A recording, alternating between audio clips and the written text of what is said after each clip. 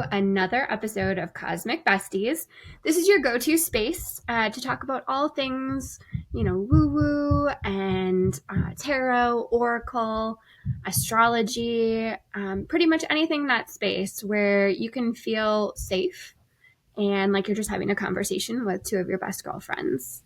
That's me, Kelly, and Christy. And today we are continuing to talk about tarot. We're going to dig a little bit deeper this time and introduce you to two-part series. So this first part is going to really tell you a little bit about how we got involved with tarot, and we'll introduce you to a very beginner spread, and then we'll go to a part two where we dig in just a bit deeper. So yeah, I don't know about you, Christy, but like the very first time I encountered tarot cards, my grandmother was actually had a deck and she was using them, and I had no idea what they were, and she was kind of just explaining to me that she liked the cards, they were beautiful, and they helped her. I can't remember exactly what she said, but she was like, they helped me figure things out, or something very simplistic, because I was a little kid. Yeah. And so that was sort of my very first interaction with anything tarot. What about you? Well, first of all, I love that it was your grandma who introduced you to it. Like, what a cool old lady. I guess she probably wasn't old then. But I think that's so awesome that she did it. And I think that's a connection because my grandma's the one who introduced me to palm reading. So I guess I never made that connection with you before, but that's kind of cool. Like, to me, that's like a synchronicity that we were meant to be friends. Yes. So I actually just recently got into tarot. So a few years ago, when I decided that I wanted to add in like intuitive readings to my Reiki business, I was like, well, we all go through this journey. We all have lessons, and one of my lessons has been to trust my intuition. And at that time, I was moving through it, and I really didn't trust what I was receiving in forms of downloads. So I thought, well, why don't I just take a course on tarot so that I can use that? And if I'm telling them the visions that I'm having and it's not hitting with them, then at least I can pull out my tarot cards and be like, oh, well, let's do a tarot reading. And then I can go from there. And it's kind of morphed What into course, what? what course did you end up doing? It was, oh gosh, I'll have to find it for you. It was some woman in Australia. Like online? Yeah, yeah. I will find it and I'll put it in the show notes. So if anybody wants to take it, it's like a beginner's course. And I really liked it. She was very just easy to follow and she explained everything really clearly. But it's kind of a nice tool to use on those days when, just like our cycles flow, your intuition flows with your cycle. So you may feel super in tune like around ovulation time if we're talking about women, and then when you get into like your menstruation, that intuition kind of dips along with those hormones. So if you are really into checking in with yourself and checking in with your intuition, then tarot can be a really nice tool to use on those days when your intuition is just kind of sleeping. Yeah, for sure. I also did a class on tarot online on Udemy a while ago. I wanted to learn more about the different cards, and I found myself like a normal student just trying to like write down everything they said. Mm-hmm. And no knock against the teacher. The teacher was great, but like that was not the way that like I learned. I think it felt too forced for me. I Yeah. think it was more like I needed to just like I think Spirit was telling me I needed to learn the cards myself and, decipher my own meanings rather than like memorizing it like it was multiplication tables. Yeah. That's maybe a little bit of that lesson where you're learning to trust your intuition. Yeah. Could even be like lingering from past lives. We talked about before how we thought that we were persecuted for our gifts.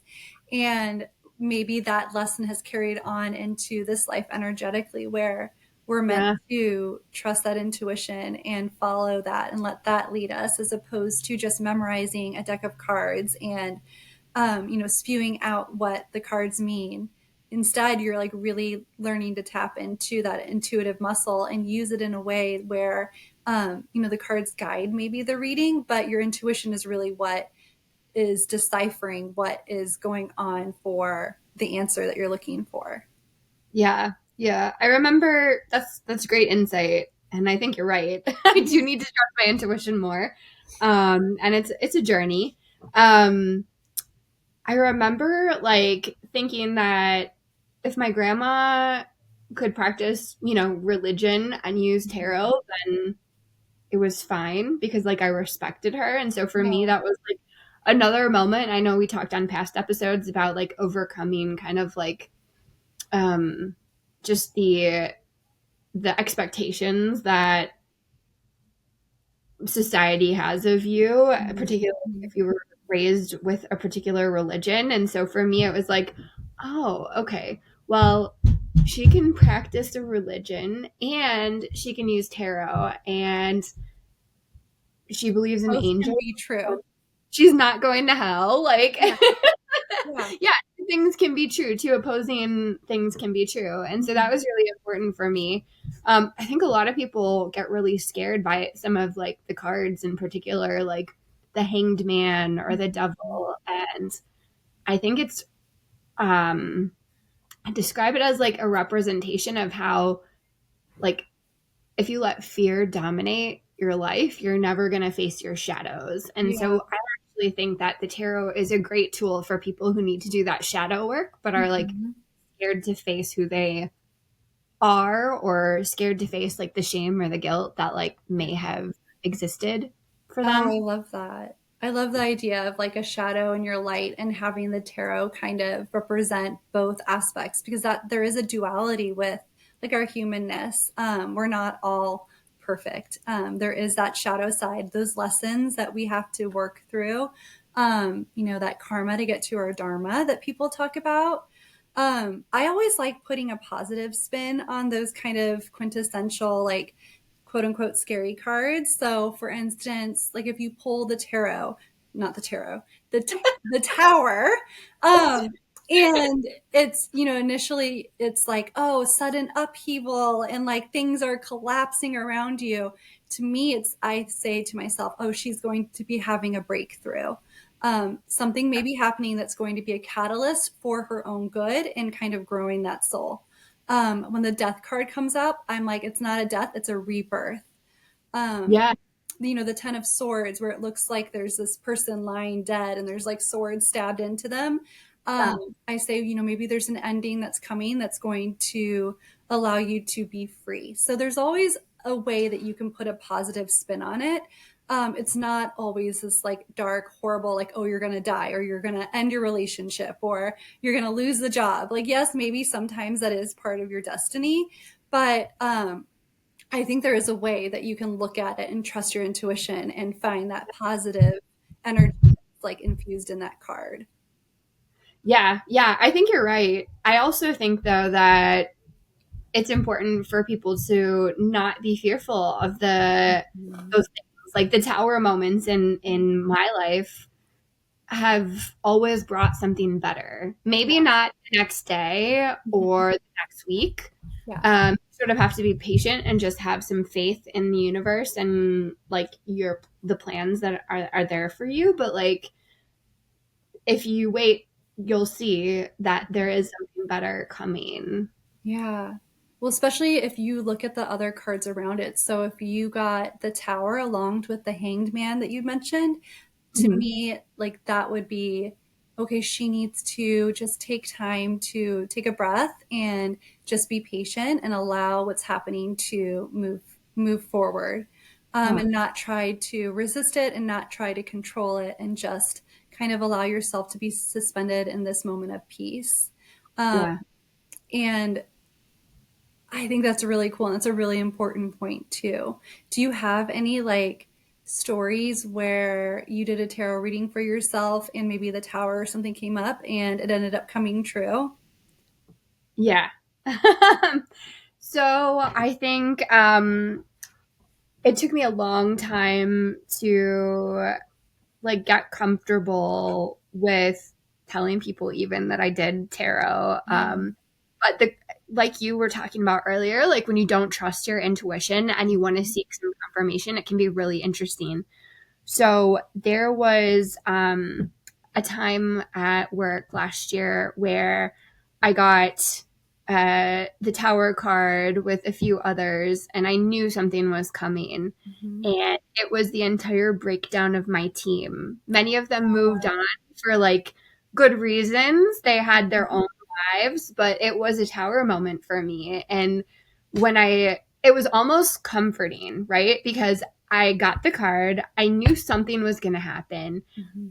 but I didn't continue the reading. I was just like, okay, I'm going to trust, and I'll let the universe just take care of things. I know it's going to work out. And so, yeah, my whole team ended up leaving for one reason or another. And I have a brand new team that got created last fall. And it is an amazing team. And I loved my previous team, but the team I have now is the right team for everything that we need to be focusing on.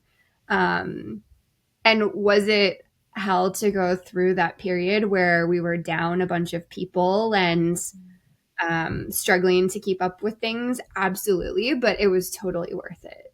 So you literally had like a tower moment because your team was like crumbling and like, you know, breaking apart, just like the card looks like it is. Like it looks like a tower that's starting to come apart.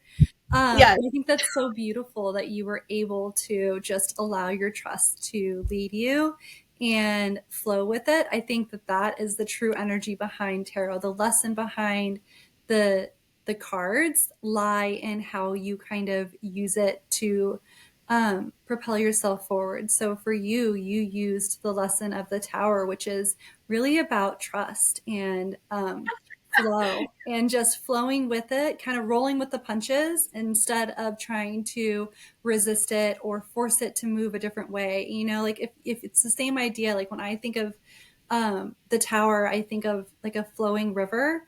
mm-hmm. And if you are constantly trying to like paddle upstream, you're Yeah, just not going to go very far and you're going to constantly be butting up against like that pressure from the river. But if you were to just turn your boat around and allow the river to push you and flow where it's going to go, trusting that it's leading you in the way where you're meant to be, it's going to be so much easier and you're going to move through that tower energy so much faster. yeah, that is so true. And I know we also did an episode on human design, so just to kind of tie that in, my life, I feel like, is meant to be very much responding to those tower moments based on my type as a generator. I'm supposed to respond to things rather than try to control them or swim upstream, as you were talking Yeah. about. So it's like there's these series of events that have been happening that are trying to get me more comfortable with embracing all those tower moments. What about you? Have you had any situations where like the devil or the hanged man or something like that really like called out and was a turning point for you? Gosh, I honestly can't think of anything like right off the top of my head. I'd really have to go into like the recesses of my brain and pull it up. But I'm sure I have. It's just not something that I've like that's kind of in my present day right now. Yeah, that Um, I did have the double. Oh, this is interesting. So when I was quitting alcohol, so I stopped drinking. I guess it was like a little over 2 years ago, and I remember, like right before, I did get the devil, and the devil a lot of times is a card with addictions. So allowing yourself to kind of either release toxic behavior, release, you know, those limiting self beliefs, or it could literally be addictions. And I definitely was addicted to my nightly wine. So that was very um, kind of painted a nice picture of what I was going through. And it was like a little reminder. To me, it was like a nudge or a God wink that like, hey, you're making the right decision for you because this is holding you back and now it's time to release it. I love that. I love that. Yeah. And such a positive result came from it. I mean, you feel healthier, you feel happier. Yeah, it's Yeah, life beautiful. changing for sure. Well, so we wanted to make sure we did a little bit of teaching in this episode. So we're going to end here with just teaching you a very easy beginner spread that you can do. So I have the Oh, I Lucid love those ones. Me too. Mhm. They're beautiful. You can see they have like gold Yeah. foil They're in them. very like practical magic vibes. They are. Yes. Oh my God. Mhm. And the movie is coming out soon, right? Yes, November, I think. Like Yeah, too, still too far away. Still too far I away. know. Um, if you have never seen Practical Magic or if you've never read the book, you totally should. The book is Gosh, by and Alice. I didn't realize I actually just read the very first book. So there are 3 books. Um, Yeah, I've read all of did them. you? I just finished Magic Lessons, and I mean, I could have read it a second time. It was so good. Yeah, so I went back and I read them in chronological order, and I reread Practical Magic too. So, Well, yeah, I think it's probably a little different. are there 3 or 4? I feel like Oh, there's I don't 4. know. Maybe there are 4. I know there's Magic Lessons, and the one that I think I'm doing next is the Rules of Magic. So, Hang on. Alice Hoffman, books in order. Let me look these up because I will say them here. That yeah. way people can read them. It's a Okay. this time of year is a great time to read them too, just to like get in the fall vibes. Yeah. Oh my God. Yes. So it's Practical Magic, The Rules of Magic, Magic Lessons, and the Book of Magic. And if you want to read them in chronological order, it goes Magic Lessons, The Rules of Magic, then Practical Magic, and then the Book of Magic. Okay. Yeah. So I'm So, on the second one now then. I'm nice. trying to save it. We're going to Colorado in September, and I feel like it will be like a good book for the mountains. Oh my gosh, yes. And you should totally just get the third book that you don't have, or even Practical Magic too. I bet you'll devour them quickly. Yeah. Okay. All Uh, right. Now, sorry, not to like interrupt. So now back to the teaching moment. Sidebarring. Okay, so the quick 3 card spread. So past, present, and future. If you're trying to understand kind of where you're at and get a little bit of guidance from your intuition, you can simply do a past, present, and future spread. So I'm going to do that really quickly for the collective, and we'll see what we have here as we start to embark on end of summer / early fall. All right.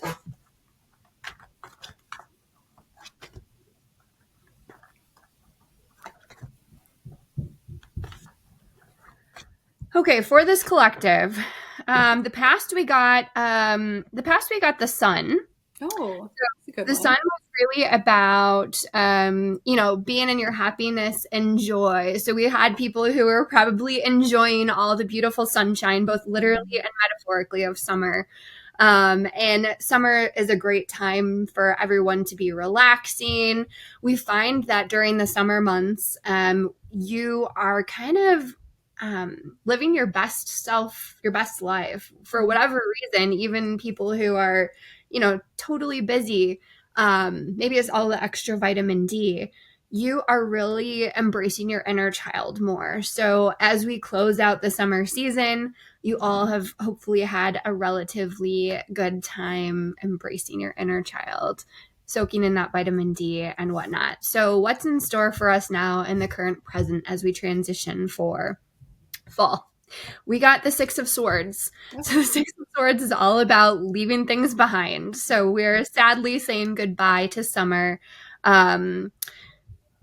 We're moving on to calming waters, though. So I think for this collective watching, what this is meaning is that we're starting to get back into the routine of the fall. Whether you have kids or you don't, the fall usually brings a little bit more structure. It's an opportunity for you to do all of the routine purging, like spring cleaning, fall cleaning, transition out your wardrobe, go ahead and start getting your yard outside ready for fall. You'll see the leaves start to change, and so I think this is totally apt for this collective. And then finally, we got the Empress for the Oh, future. And so the Empress is really about abundance and the connection that you all have with Earth. And so I think when I stand back and look at this reading for this collective, what I would say is don't don't mourn the fact that summer is now gone and that you're transitioning into the fall. If you can kind of stay in the positivity of the sun card and bring that into the transition that is happening, then you're going to just bring in that much more abundance. I think you'll be called to in the future here as the seasons transition. Stay connected with nature. Still get out there on those nature walks. If you're in a space where the leaves change, get out there and feel the crunch of the leaves beneath your feet and admire the different colors. When we stay in the present moment in our bodies and we start to appreciate those types of things, those little things, the beauty of the world outside, that actually keeps us at a higher vibration. And then we're able to call in all of our manifestations and that much more abundance. So that is our mini reading for this collective for today. We hope you enjoyed part 1. We have a little bit more to tell you about on this topic. So come on back for part 2 and we'll continue to dig in with tarot. See you soon.